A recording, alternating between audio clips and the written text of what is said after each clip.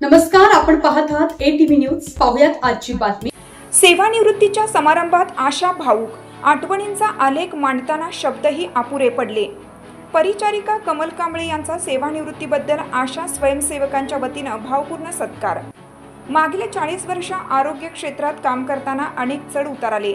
तरुण मुलांचा अपघाती मृत्यू आणि त्यानंतर पतीचा अकाली अपघाती मृत्यू अशा दुहेरी दुःखाच्या काटेरी रस्त्यावरून प्रवास सुरू असतानाही स्वतःची मानसिक स्थिती ढळू न देता रुग्णांना मानसिक बळ व धीर देऊन त्यांच्या प्रकृतीमध्ये सुधारणा आणण्याचं काम केलं।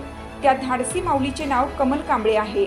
परिचारिका म्हणून आरोग्य विभागात लागल्यानंतर त्यांनी विविध प्राथमिक आरोग्य केंद्रात कर्तव्य बजावून हजारो रुग्णांची सेवा केली।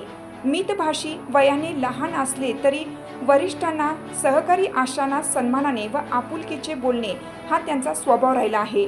विशेष म्हणजे डॉक्टरांच्या काही वेळाच्या तपासणीनंतर रुग्ण बरा होईपर्यंत परिचारिका त्यांची सेवा करत असते।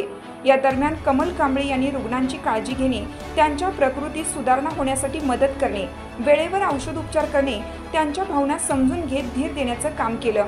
असंख्य रुग्ण आहेत जे कमल कांबळे यांची शुश्रूषा विसरू शकत नाहीत।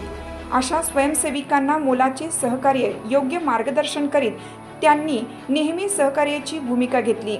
कर्तव्यदक्ष असलेल्या कमल कांबळे या 40 वर्षाच्या प्रदीर्घ सेवेनंतर 31 मे 2025 रोजी सेवानिवृत्त होत आहेत।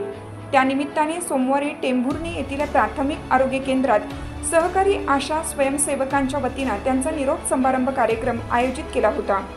यावेळी कमल कांबळे यांचा जीवनपट मांडताना आशा स्वयंसेविका भावूक झाल्या होत्या।